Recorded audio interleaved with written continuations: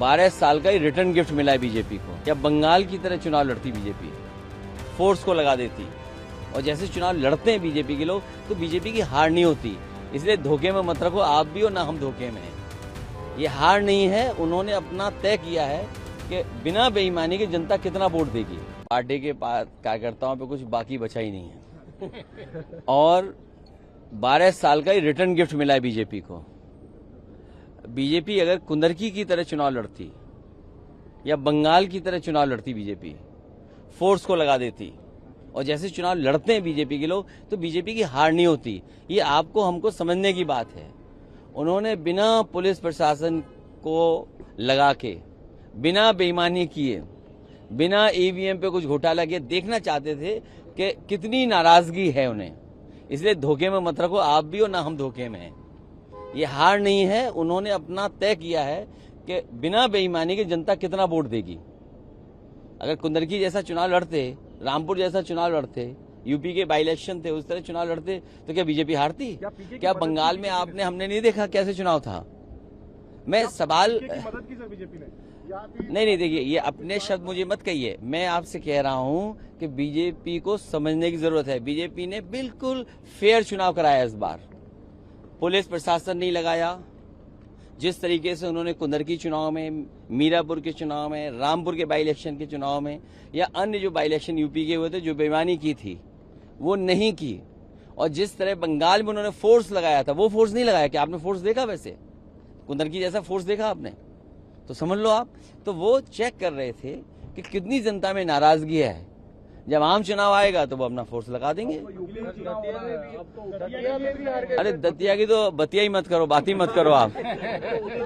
हमें खुशी है कि दतिया की जनता ने और समाजवादी कार्यकर्ताओं ने जिम्मेदारी से साथ दिया इंडिया गठबंधन का।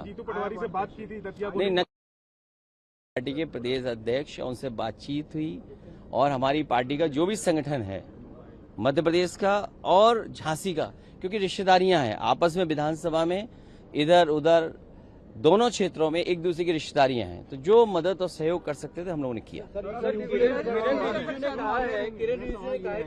पे जो प्रोटेस्ट देखा हमने जैन जी, तो वो कॉकरोच जनता पार्टी के साथ दिखी। बाकीपुर में एक थर्ड फोर्स प्रशांत किशोर के साथ। तो आपको लगता है कि जो ट्रेडिशनल पार्टीज हैं, सपा, कांग्रेस, ऑपोजिशन, इनके लिए एक चिंता का विषय है या नॉट अबाउट इट? मैं आपके लिए भी चिंता का सवाल है। मेन स्ट्रीम मीडिया को भी चिंता करनी चाहिए, सोचना चाहिए कि मेन स्ट्रीम मीडिया आपसे आगे चला गया। मेन स्ट्रीम मीडिया को चिंता करना चाहिए कि मेन स्ट्रीम मीडिया आगे चला गया। जो लोग सड़क पे थे, जो बीच में थे जनता के, आप पहुंच नहीं पाए, वो कारण मैं नहीं बोलना चाहता हूं, आपको भी जाना चाहिए था। इसलिए किसी को चिंता करने की जरूरत नहीं है। बीजेपी ने बहुत फेयर इलेक्शन कराया है। अगर फेयर इलेक्शन जैसे कुंदरकी में हुआ था, बंगाल में हुआ है, या अन्य बाई इलेक्शन हुए, वो फुटेज हैं आपके पास, आर्काइव में चीजें, अगर वो आप देख लें तो आप खुद समझ जाएंगे कि बीजेपी ने अपने आप को चेक करने के लिए, और फिर सुनना तो ये मैंने है कि मिठाइयां जीत की तरफ तो बटी बटी हैं, लेकिन बीजेपी के अंदर भी मिठाई लड्डू बटे हैं। ये क्या कारण है? सदन में रिजिजू साहब ने बोला कि जो लोग राम मंदिर का विरोध करते थे, जिन्होंने गोलियां चलवाई, वो उनका कोई हक नहीं है राम मंदिर पर चर्चा करने की। ये बहुत सामान्य ज्ञान की बात है। इस बात को इसलिए नहीं छेड़ना चाहिए कि आप भी कानून को समझते हैं, आप भी चीजों को समझते हैं। एफआईआर किस पे दर्ज हुई? सुप्रीम कोर्ट ने अपने फैसले में क्या कहा? आखिरी में यही कहा कि जिनके ऊपर केस चल रहे हैं उनके केस खत्म नहीं होंगे, वो चलते रहेंगे। तो केस किसके ऊपर हुआ? केस किसके ऊपर हुए? आप सोचिए ना, केस किसके ऊपर हुए? बीजेपी के नेताओं के ऊपर केस हुए कि उन्होंने संविधान के खिलाफ, सुप्रीम कोर्ट के खिलाफ काम किया। अब तो चुनाव का दंगल यूपी में होगा सर। क्या पप्पू अगर दंगल होगा तो दंगल में तो समाजवादी ही लोग जीतेंगे। पप्पू यादव का जो उस दिन जो नाटक था राम मंदिर चंदा चोरी को लेकर के, राम गोपाल जी ने कहा कि वो उचित नहीं था। देखिए चाचा, ऑलरेडी राम गोपाल चाचा क्या कह रहे हैं वो बात नहीं है। आप बीजेपी से क्यों नहीं पूछते हो कि हनुमान जी कहाँ नाच रहे थे? आपका क्यों ये मेन स्ट्रीम मीडिया कहाँ चला जाता है? मुझे याद नहीं है कौन सा चैनल है आपका। लगता है आपने हनुमान जी को नाचते हुए नहीं देखा। बड़ा खराब है, रेटिंग खराब है आपकी।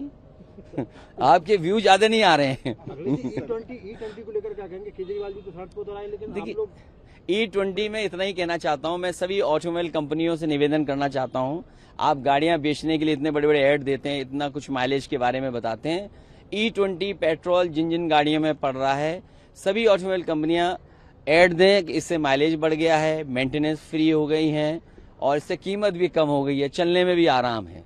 तो ये ऑटोमोबाइल कंपनियां ऐड क्यों नहीं दे रही हैं? और अगर ऑटोमोबाइल कंपनियां ऐड नहीं दे रही हैं, इसका मतलब ये है कि सरकार के साथ साथ मुनाफा वो भी कमा रहे हैं, कहीं ना कहीं स्पेयर पार्ट में मुनाफा कमा रहे हैं, या किसी और तरीके से ऑटोमोबाइल कंपनी भी अंदर ही अंदर हाथ मिलाए हुए हैं। जैसे अभी हम लोगों ने दान पात्र देखा, तो दान पात्र में ताला तो ऊपर है, लेकिन दान पात्र के नीचे सुरंग है। अरे मैं कहता हूँ कुंदरकी ऐसा चुनाव करा देते, फोर्स लगा देते, पुलिस को सादा वर्दी पहन के बूथ में बैठा देते, चुनाव अपने आप अच्छा हो जाता। मैं कहूंगा अनफेयर इलेक्शन कराया बीजेपी ने, फेयर इलेक्शन कराया नहीं यूपी जैसा। Okay sir.